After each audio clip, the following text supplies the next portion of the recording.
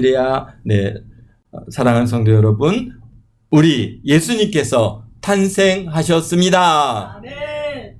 우리가 1년에 한 번은 반드시 부르는 찬송이 바로 조금 전에 부른 기쁘다 구주 오셨네 만백성 맞으라. 우리가 어릴 때부터 수도 없이 불렀던 찬송입니다. 그런데 이상하게도 이 찬송을 가장 많이 부르는데 정작 이 가사가 또 가장 가볍게 지나갈 때가 많습니다. 그래서 오늘 질문을 하나만 붙잡고 가려고 합니다. 도대체 무엇이 그렇게 기쁜가? 어떻습니까, 여러분들? 성탄절 되면은 기쁘다 구주 오셨네 우리 찬양 부르고 참 기쁩니다, 감사합니다 하는데 도대체 무엇이 그렇게 기쁜가라고 하는 것이죠. 그래서 성탄절이 되면 분위기가 참 좋습니다.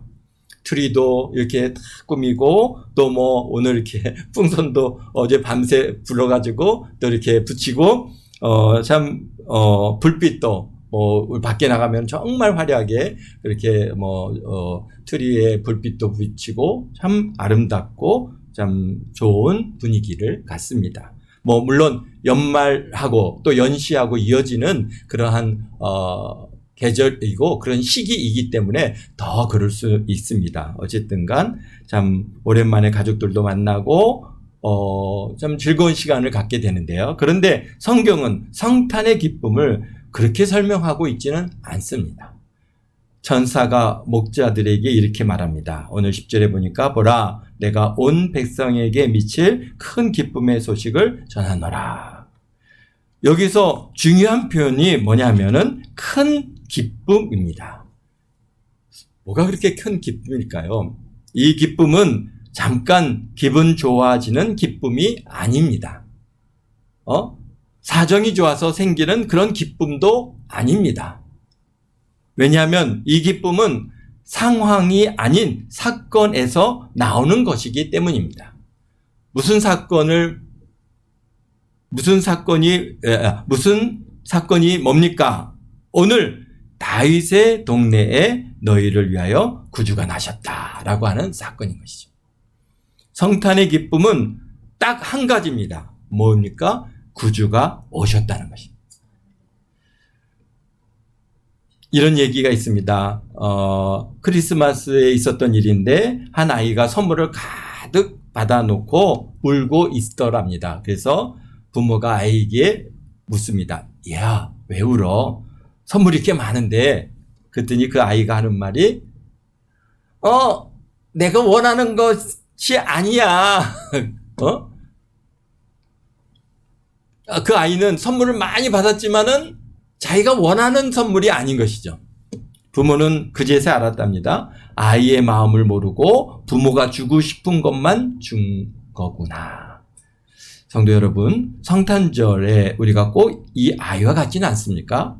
예배를 드리는데 찬송을 부르는데 또 분위기는 즐거운데 정작 하나님께서 주신 선물은 모른 채 지날 때가 많이 있다는 것이죠. 성탄의 선물은요, 물건이 아니라 바로 구주 예수 그리스도이십니다. 성탄의 기쁨은 많이 받는 날이 아니라 구주를 받는 날인 것입니다. 아멘. 그렇습니다. 여기서 우리는 아주 불편하지만 중요한 질문을 또 한 가지를 하고자 합니다.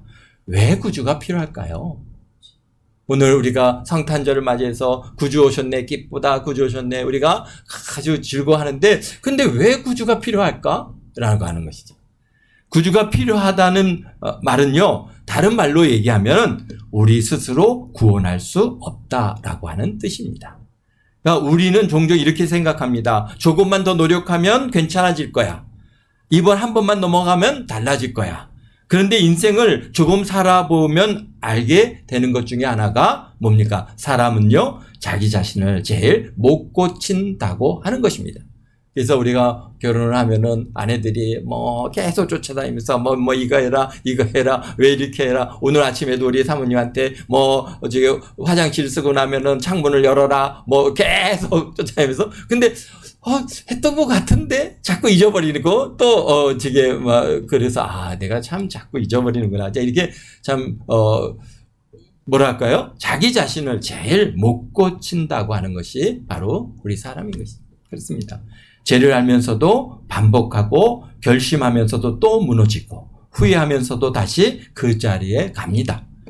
그래서 성탄은 인간을 칭찬하는 날이 아닙니다. 바로 인간의 한계를 인정하는 날이 바로 성탄인 겁니다. 그러니까 우리 힘으로 우리를 구원할 수가 없어요. 우리 능력으로 할 수가 없기 때문에 구주가 필요한 것이죠. 하나님, 우리는 구주가 필요합니다 라고 고백하는 날이 바로 성탄절인 것입니다.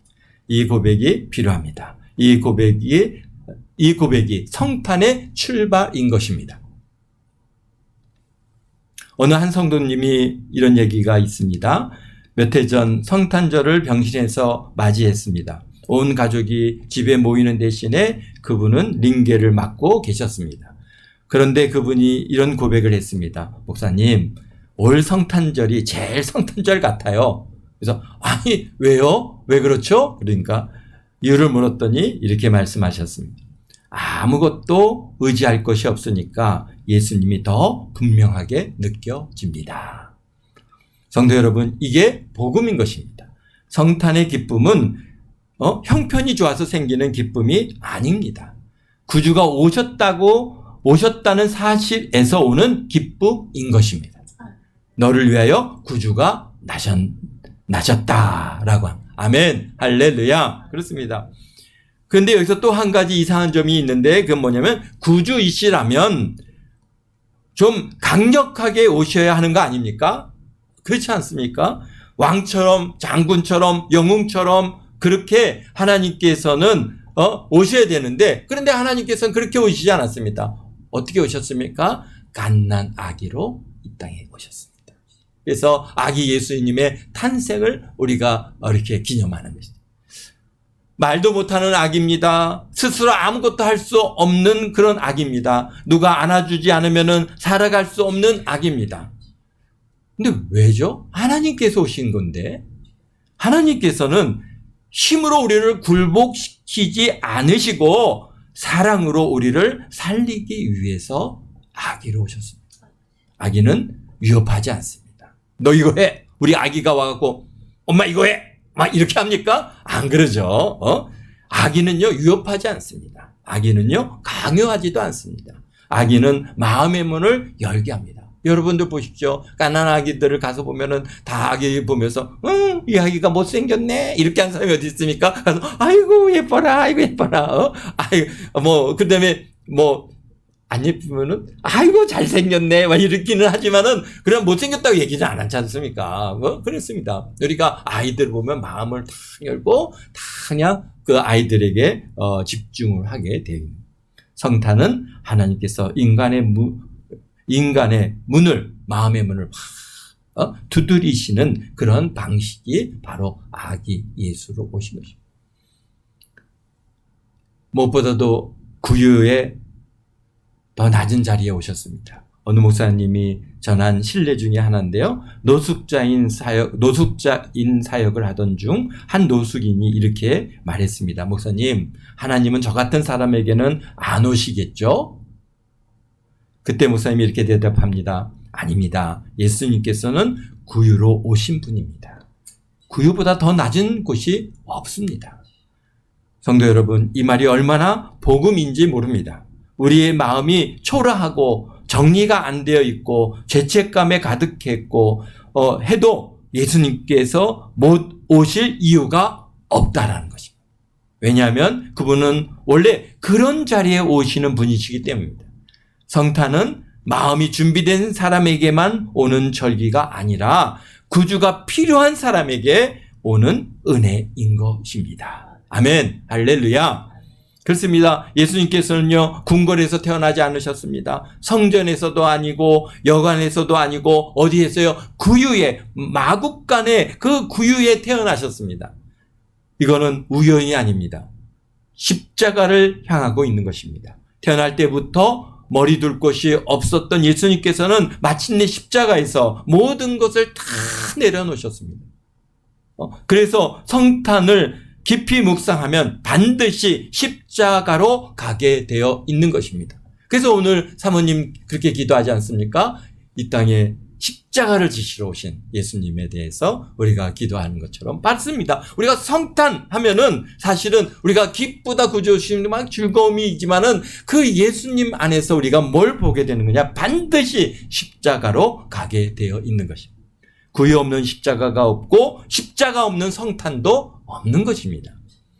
천사의 말 가운데 가장 복음적인 표현이 여기 있습니다. 뭐냐면 너희를 위하여 구주가 나셨으니 곧 그리스도 주시니라. 너희를 위하여. 그렇습니다. 이 말이 빠지면 성탄절은 그냥 역사인 것입니다. 그렇지 않습니까? 오늘 다윗의 동네에 구주가 나셨으니 곧 그리스도 주시니라. 예수님이 태어났구나. 그냥 역사적인 사건인 것이지 나와 아무 관계가 없는 것이죠. 그런데 하지만 이 말이 들어오면서 성탄은 내 인생의 사건이 되는 것입니다. 예수님께서 막연한 인류를 위해서 오신 분이 아니라 누구를 위해서? 나 같은 사람을 위해서, 여전히 부족한 나를 위해서, 넘치고 넘어지고 실망하고 후회하는 나를 위해서 오셨습니다. 성탄은 하나님께서 우리에게 보내신 메시지인 것입니다.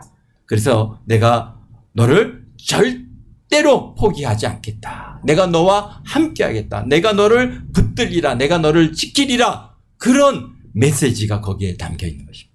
성탄은요, 그냥 기념하는 날이 아닙니다. 결단의 날입니다. 찬송은 이렇게 말합니다. 만백성 맞으라. 맞이하라는 말은 그냥 환영하라는 뜻이 아니라 왕으로 모시라는 뜻입니다. 구세주만 모시면 안 되고 어떻게 모셔야 됩니까? 주님으로, 나의 주인으로 모셔야 되는 것입니다. 그래서 내 삶의 주인은 누구인가? 내 결정의 기준이 무엇인가? 내 인생의 방향은 어디를 향하고 있는가? 우리가 바로 성탄은 질문이 이것입니다. 그분이 오셨는가가 아니라 내가 그분을 모셨는가? 바로 그것이 중요한 것이죠. 그렇습니다. 이 땅의 모든 사람들을 위해서 예수님께서 성탄절날 오셨지만은 그러나 그분을 자신의 구주로 모셔드리지 않고 나의 주님으로 모시지 않았기에 대부분의 사람들은 성탄이 의미를 모르는 것입니다. 그러나 우리들은 우리 예수님을 나의 구주로 모셔드렸어요. 또 나의 주인으로 모셨기에 우리 성탄절은 내게 너무나도 귀한 시간이고 정말 참 소중한 시간이 아닐 수 없는 것입니다. 그렇습니다. 사랑하는 성도 여러분, 오늘 이 성탄절에 다시 이 찬송을 부릅시다. 기쁘다 구주 오셨네. 우리 한번 같이 다시 불러볼까요? 반주 없이 우리 1절만 우리 119장 찬양하겠습니다. 기쁘다 구주 오셨네. 만백성 맞아라. 온 교회여 다 일어나. 다 찬양하여라. 다 찬양하여라. 다 찬양하여. 다시 한번.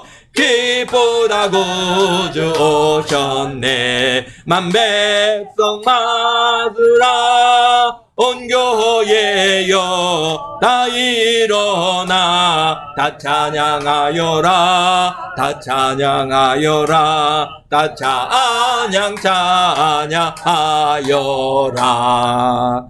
아멘. 아멘. 그렇습니다. 기쁘다 구주 오셨네. 상황 때문이 아니라 형편 때문이 아니라 구주께서 오셨기 때문에 기쁘게 부르는 것입니다. 그리고 이렇게 고백합니다. 주님, 내 마음이 구유처럼 초라해도 기꺼이 오셔서 다스려 주시옵소서. 그때 성탄은 그런 추억이 아니라 오늘의 복음이 되는 것입니다. 이 성탄절의 아침에 예수님을 나의 구주로 모시고 나의 주인으로 모셔 기쁨으로 찬양하는 저와 여러분 모두가 되시기를 우리 구주 예수 그리스도의 이름으로 축원드립니다. 축원드립니다. 축원드립니다. 기도하겠습니다.